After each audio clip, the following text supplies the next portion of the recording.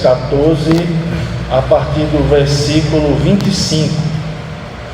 Essa mensagem é uma mensagem reflexiva para a igreja, para cada um parar para pensar se de fato eu tenho sido o cristão que eu digo ser que sou. Então, o título que eu coloquei nesta mensagem é O Preço do Discipulado. Vamos à leitura, irmãos. Lucas 14, 25. Ora, ia com ele uma grande multidão, e voltando-se, disse-lhe: se alguém vier a mim, e não aborrecer a seu pai, e mãe, e mulher, e filhos, e irmãos, e irmãs, e ainda também a sua própria vida, não pode ser meu discípulo. E qualquer que não levar a sua cruz e não vier após mim, não pode ser meu discípulo. Até aí está bom. O capítulo 14 de Lucas, antes de eu entrar nesse texto, mas no seu contexto em si, ele nos traz uma série de ensinamentos do Senhor Jesus Cristo que nos instrui sobre a importância e o preço do discipulado. Jesus aqui, lá no versículo 1, a partir do capítulo 14, Jesus na casa de um fariseu. Jesus é convidado para jantar na casa de um fariseu, e ao chegar, vê um homem com um problema de hidropsia, que é um inchaço, e Jesus o cura, mas era o que? Um sábado, desafiando que as normas ali religiosas. O ponto aqui não importa se é um sábado, um discípulo de Cristo deve estar pronto para fazer o bem, independentemente do que pensam os religiosos, porque aquele que lhe chamou tem autoridade para isso. O segundo ponto, a partir do verso 7, é os convidados. Jesus fica observando como os convidados ficam escolhendo os lugares de honra à mesa, em querer aparecer, em querer ser melhor que o outro. E a lição aqui para nós é que um discípulo deve manter sua humildade, nunca procurando se exaltar para não ser humilhado, como se o que ele fizesse para o reino de Deus, Deus dependesse dele, deixando então assim o seu coração orgulhoso, procurando sempre honra para si. E o terceiro ponto aqui é a partir do verso 16, a ceia. Jesus fala sobre o convite para estarmos assentados com ele em uma grande ceia, para estarmos com ele no seu reino, e convida muitas pessoas também cheias de saúde e de condições físicas, poderia estar naquela grande ceia, mas começam a criar uma série de desculpas para não ir. E o pai, diante da negativa, manda que o seu servo traga pessoas pobres, aleijados, cegos e mancos para o banquete. Porque os que foram escolhidos e privilegiados com convites o recusaram. Jesus está nos ensinando aqui que muitos rejeitam o convite do reino de Deus porque estão ocupados demais com as suas próprias vidas. Então chegamos aqui ao centro da mensagem, que é Lucas 14, 25 ao 27, sobre o custo do discipulado. Aqueles que desejam seguir a Jesus devem estar dispostos a renunciar a tudo, incluindo relacionamento, familiares e a sua própria vida. Como eu disse, é uma palavra difícil, é um texto pesado para poder seguir a Jesus Cristo. A partir do versículo 25, por isso que eu digo, mantenha sempre a sua Bíblia aberta. A partir do versículo 25 diz assim: e iam com ele grandes multidões. Sabemos que por onde Jesus passava, Jesus atraía, iam com ele grandes multidões e ele sempre estava ali o acompanhando. Mas a maioria deles era por curiosidade, outros por interesses, outros porque davam impressão ou parecia até ser discípulos, mas não eram. Em grande parte, a maioria permaneceu descomprometida com Cristo e não convertida e não comprometida. Veja, era uma multidão enorme, mas a maioria era descomprometida com Deus. O ministério de Jesus, ele estava ali perto do final. Sua jornada final era ali, Jerusalém. E em apenas alguns meses, ele seria então crucificado. Jesus sabia que ele tinha pouco tempo restante na terra. Não era momento de medir mais palavras, de se guardar demais, sabe do que ia falar. Estava chegando agora o momento que era tudo ou nada, porque ele estava já perto mesmo de ser crucificado. Então, irmãos, quando você começa a seguir a Cristo na sua jornada de fé, esse relacionamento não começa quando você simplesmente se junta a uma multidão. Quantos não estavam naquela multidão e não tinha relacionamento nenhum com Cristo? Ou quando você começa a fazer parte de uma igreja, embora nós tenhamos que viver em comunhão uns com os outros, esse relacionamento com Cristo também não começa quando você tenta se tornar ou aparentar ser uma boa pessoa, abraçando todo mundo, beijando todo mundo, sorrindo para todo mundo, dando tchau para todo mundo, como se fosse um deputado, um político, querendo agradar as pessoas para arrancar alguma coisa de si, para si. Nada disso. Outros acham que fazendo doações, grandes valores, vai ser uma pessoa melhor, vai se destacar na igreja, todos vão gostar dele, porque aquele irmão, quando tem alguma coisa na igreja precisando, ele é o que chega e resolve. Isso não identifica relacionamento nenhum com Cristo. Não há absolutamente nada que possamos fazer para entrar neste relacionamento, não importa a quantidade de suas boas obras. Não adianta pagar nenhum boleto, não adianta fazer suborno nenhum, não há nada, absolutamente nada que possamos fazer para entrar nesse relacionamento com Cristo. Então, irmão, por que eu vou entrar? A Bíblia diz que esse relacionamento só pode entrar pela fé. Efésios 2, 8 ao 9. Não é pelas suas obras, é pela fé em Cristo que você tem esse relacionamento. Esse compromisso de seguir a Cristo, de ser discípulo de Cristo, ele dá início agora a uma nova vida. Porque antes você andava de acordo com o curso deste mundo. Você vivia à sua maneira. Você ia para onde queria, com quem queria, quando queria. Você fazia tudo como você sempre quis fazer. Mas quando você vem a Cristo pela fé, e agora você se denomina, diz que é um cristão e quer seguir a Jesus, isto significa que não seguimos mais a multidão, não vivemos mais conforme o mundo, mas então agora procuramos andar como Jesus andou, então o imitamos.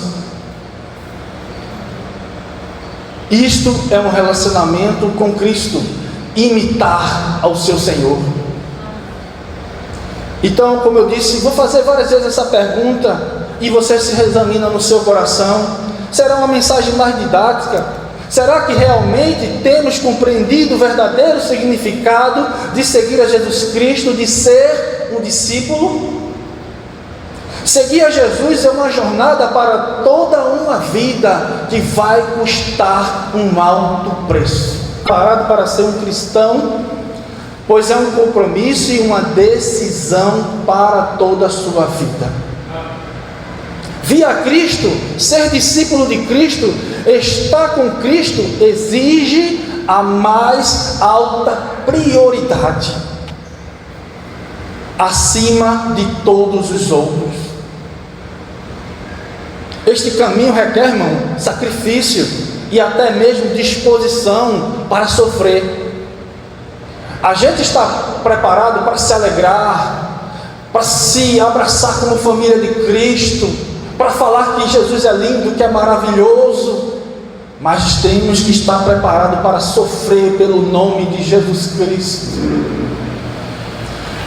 Você nunca será um discípulo de Cristo a menos que aborreça seu pai, sua mãe, sua esposa, seu esposo, seus filhos, seus irmãos, sim, e até a sua própria vida. Mas o que isto quer dizer? Como Lucas falou no versículo 26, se alguém vier a mim e não aborrecer seu pai, mãe, mulher, filhos, irmãos, e ainda também a sua própria vida, não pode ser o que, irmãos? Não pode ser meu discípulo. Então o que seria isto? Aborrecer pai, mãe, esposa, filhos, irmãos. O texto não fala em ter que ofender alguém. Não, agora eu sou cristão, e quando eles falam uma coisa, eu retruco de volta, eu ofendo e digo isso, digo aquilo, porque a palavra de Deus é verdadeira, e você começa a ofender as pessoas, magoar as pessoas. O texto não está dizendo isso. A palavra do Senhor não está mandando você fazer isto. Mas enquanto você não amar a Cristo acima deste mundo e acima dos seus familiares, a palavra do Senhor diz que não poderá ser meu discípulo. Ou seja, você aborrecer eles significa ser sincero e perseverante em sua fé para com Cristo. Ser sincero, não negá-lo acima de qualquer circunstância. Não importa se é sua esposa, se é seu filho, ou se é seus familiares, não importa se é o seu próprio querer. Não posso, não vou, não faço, não quero, porque maior é aquele que eu sirvo. Isto é aborrecê-lo, é aborrecer os seus familiares, seus amigos, parentes, pode ser quem for. Tem que andar e permanecer no temor do seu Senhor. Devemos estar dispostos a deixar aquilo, irmão, que pode e deve ser deixado, desde que este tipo de sacrifício possa ser um motivo de glorificação ao nome do Senhor Jesus Cristo.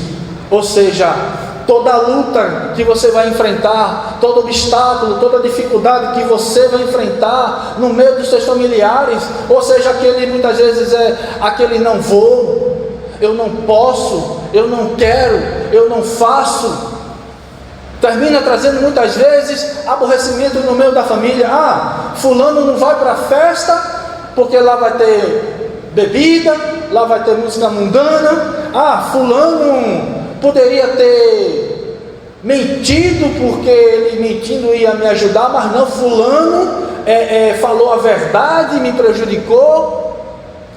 No trabalho fulano fez, todo mundo fez isso, todo mundo pegou aquilo, mas ele foi o único que não fez isso e nem fez aquilo. Irmãos, se é para glorificar o nome de Jesus Cristo, continue dizendo não, tome a sua cruz e vá com ele até o fim.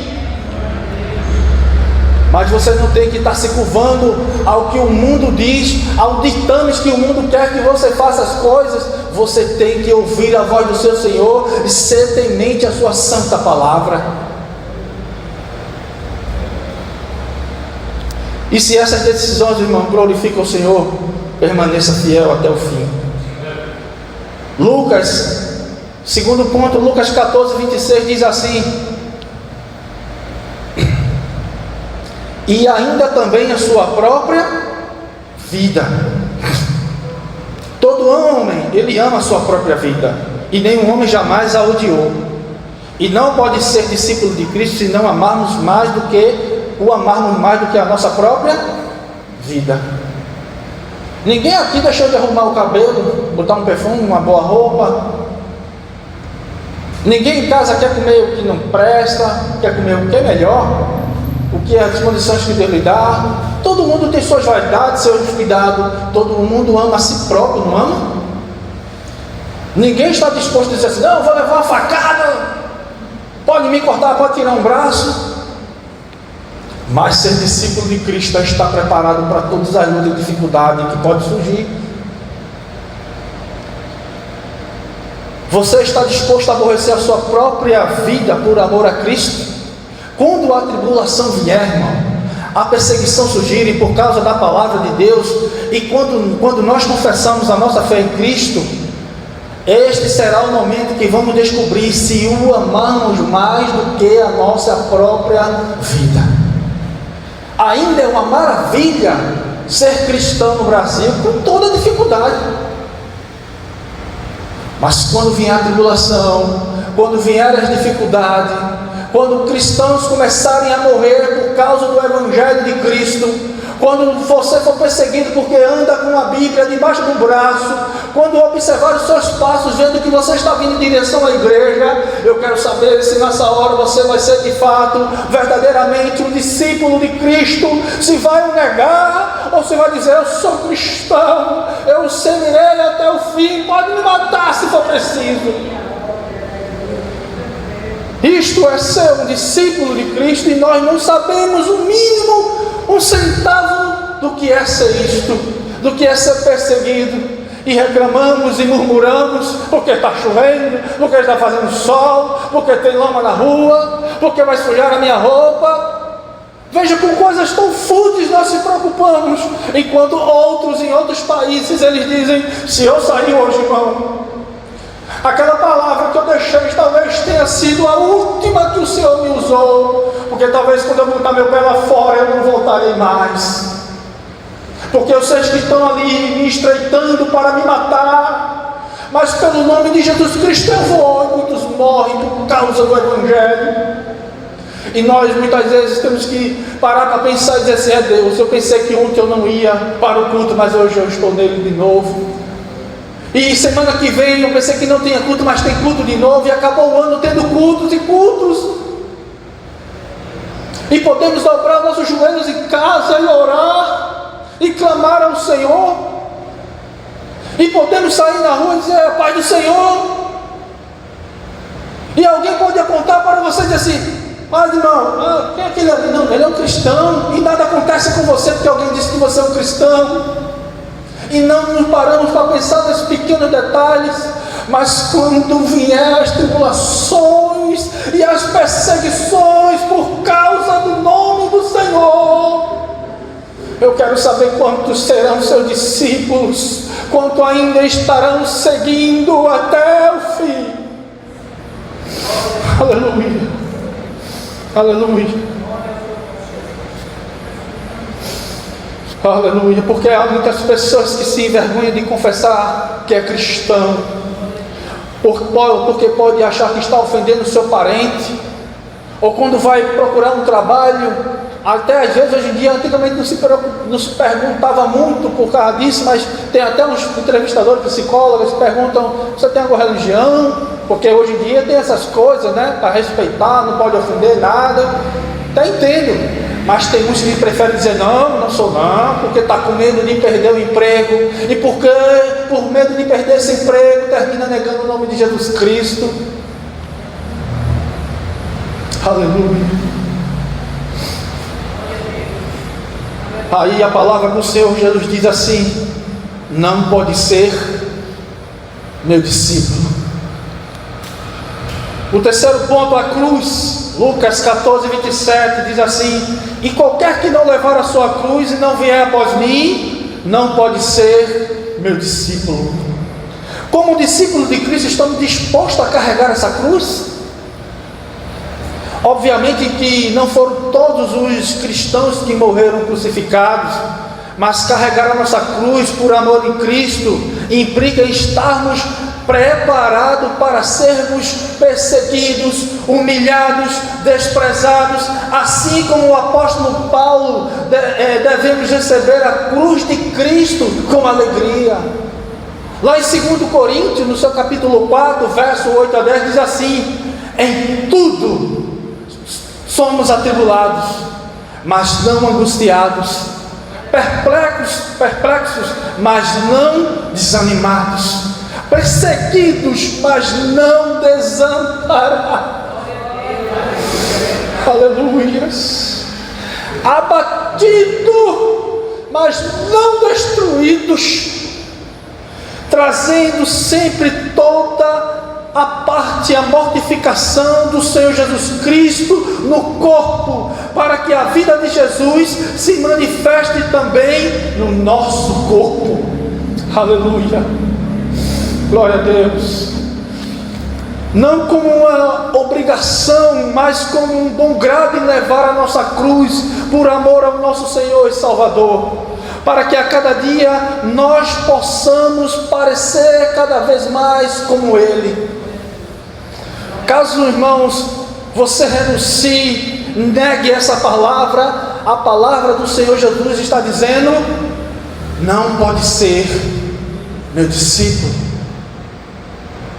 Ser cristão, irmãos, é a melhor escolha que alguém pode fazer em toda a sua vida. Mas também ser cristão requer uma vida de renúncia. Não é ser cristão e continuar vivendo da mesma maneira que vivia, porque qual o sentido, qual o propósito de Cristo ter morrido na cruz, se você vem até Ele e continuar vivendo da mesma maneira, do mesmo modo, com os mesmos costumes? Não há sentido nisso. É preciso haver mudança, é preciso haver renúncias.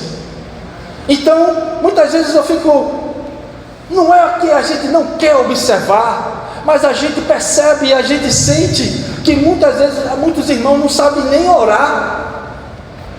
E eu aqui não estou falando de uma linda oração, de uma linda oratória, de falar bem para a igreja chorar, porque maior não é o que ora, maior é aquele que responde às nossas orações.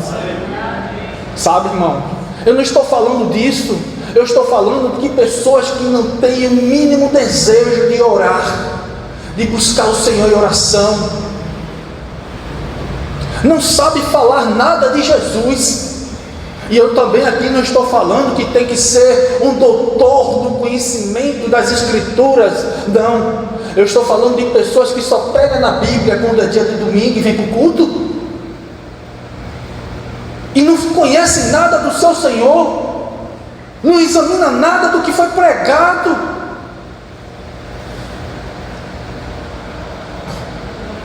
E aí o terceiro ponto aqui é do tópico ainda. O terceiro tópico aqui é consagrar quem então ao ministério. Muitas vezes fico pensando, orando, Senhor, cadê os jovens que chegam, que não vêm muitas vezes a um culto de doutrina, que não vêm a uma escola de EBD? E o que falar então dos mais velhos, homens e mulheres? Como separar alguém para o ministério, seja pastoral, diaconal ou qualquer outra função na igreja, se não há quem busque, se não há quem deseje, se não há quem se dedique a uma vida na palavra do Senhor, se não há quem queira de fato carregar essa cruz. E às vezes quando a igreja vai consagrar algum irmão, o coitado já está quase sendo perto de ser jubilado, porque não havia quem queria servir, não havia quem queria carregar essa cruz, porque não há quem queira ser um discípulo de Cristo. Mas ao contrário, muitos terminam se parecendo como Jonas, porque quando Deus quando chamou Jonas para pregar em Nínive, Deus tinha só um problema. E qual era esse problema? Que o povo de Nínive viesse ser salvo. Então, quando Deus tem um problema, Deus chama quem? Deus chama um servo dele. Só que quando Deus chamou Jonas, agora Deus tinha dois problemas. Em vez de Jonas ser bênção ali naquele momento, Jonas começou a ser problema para o Senhor, fugindo do seu chamado, não querendo ir para Nínive, querendo que o povo de Nínive viesse ser todos condenados. Deixa eu te falar uma coisa: Deus te chamou para ser solução, então está na hora de pararmos de só criarmos problemas. A igreja, ao invés de estar gente que nunca conheceu Jesus Cristo, ao invés da igreja estar se preocupando muito mais em ganhar almas, evangelizando, mas não, tem que estar muitas vezes correndo atrás de irmão pirracento, que só traz problema para dentro da igreja, que não quer nenhum compromisso com as obras de Deus. E o pastor, ele tem que estar toda hora em gabinete resolvendo problema de crente pirracento, que não quer vir para a igreja, que não quer tomar santa ceia. Nós fomos chamados, irmãos, para ser solução no meio da obra de Deus, no meio do povo do Senhor, e não só problema. Gente com 2, 5, 10 anos no meio da igreja, não quer compromisso com nada, faz parte do ministério e não se compromete com nada na obra do Senhor. Diga para você mesmo, ou fale para ouvir, diga assim: isso não é um favor. A igreja está aí? Diga assim: isso não é um favor, é um privilégio. Servir a Cristo, carregar a cruz de Cristo é um privilégio, não é um favor que você está fazendo. Porque a salvação, irmão, é uma coisa e discipulado é outra. Salvação significa ir até a cruz e crer em Jesus Cristo. Discipulado significa tomar a cruz e seguir a Jesus Cristo. Na vergonha, no sofrimento, nas lutas, nas rejeições, na sua própria entrega total para o Senhor, nas suas negações, perdendo muitas outras coisas para ter que servir ao Senhor. Isso é servir ao Senhor e obedecer ao seu chamado, o propósito que Ele tem para a sua vida. Imagina você que nasceu com um propósito para a obra do Senhor, para servi-lo, e Deus agora tem que levantar outro. Talvez tua mãe quase te perdeu, mas Deus tem um propósito na tua vida. E Ele te chamou, e Ele que tu ia salvar outras vidas através da tua vida com a palavra de Deus. Mas você não quer essa cruz, você não quer ser discípulo. Imagina Deus ter que botar você de lado e levantar agora outro no seu lugar. Se você quer seguir a Cristo, vai custar muito a você. Tem que abandonar os seus pecados passados. Vai te custar uma vida de conforto, vai te custar uma vida de tempo, vai te custar uma vida de sofrimento, porque se identificar com Ele nos traz muitas vezes oposições e perseguições do mundo. Quanto mais nós nos parecemos com Cristo, mais o mundo nos odeia, mais aqueles que nos odeiam nos detestam, mais aqueles que deveriam amar a verdade começam a se afastar de nós, porque quanto mais nos comprometemos com Cristo, separamos amizades, separamos família, separamos o que é esposa, o que é filho, porque maior é Deus, servir ao Senhor em primeiro lugar. Aleluia. Você quer seguir a Jesus ou viver em meio a grandes multidões? Lucas 14:25 diz assim: ora, ia com ele uma grande multidão. Versículo inicial. É fácil, irmão, viver no meio das multidões, porque torna-se mais fácil de se esconder. Quanto maior a multidão, é mais fácil permanecer o quê? Anônimo, no cantinho. Quanto mais pessoas reunidas, mais fácil de se mistificado. Sabe quando o pastor está ali no púlpito assim, ou qualquer, mais pastor, só o pastor, está ali no meio assim procurando, meu Deus, levanta alguém para me ajudar na obra. A gente não sabe, às vezes o pastor pode estar orando assim, mas o irmão está ali se escondendo no meio da igreja, para não ser visto, para não servir. Aí ele começa a dizer assim: a igreja já tem pastor, já tem diácono, já tem que louve, já tem que ora bem, que prega bem, que faz isso, que faz aquilo. Deixa eu aqui no meu cantinho, escondidinho, misturado no meio do povo, no meio da multidão. Se você quer seguir a Jesus, tem que deixar de ser medroso, tem que deixar de ser frouxo, despertar o dom de Deus que há em ti. Ser cristão, irmãos, não pense que é só uma vida de lazer. Tem que ter coragem, tem que estar pronto e disposto a morrer pelo nome de Jesus Cristo, tem que estar disposto a levar cusparada, tem que estar disposto a receber uma tapa no rosto, tem que estar disposto a andar sozinho, mal compreendido, por causa da palavra do Cristo. Irmãos, todos nós somos falhos. Ser discípulo não significa ser perfeito. Veja, Jesus tinha 12 discípulos. Tomé, o que é que Tomé fez? Duvidou da ressurreição de Jesus. Judas fez o quê? Traiu Jesus. Tiago e João queriam ser mais honrados que os outros. Isso você vê em Marcos 10, 35. Ou seja, isto quer dizer, ser discípulo não significa ser perfeito, que uma hora, irmão, eu vou ser decepcionado, ou eu também vou decepcionar alguém, eu vou ser magoado, ou eu também vou magoar alguém. Não somos perfeitos, mas se desejamos ser discípulos, que queremos seguir ao Senhor, sermos discípulos e alunos do Senhor. Um exemplo: quando você começa a ir à escola, você faz alfabetização, depois vem ali o ensino médio, acredito que ainda seja assim, e talvez, se pudesse, der condições, você vai fazer uma faculdade.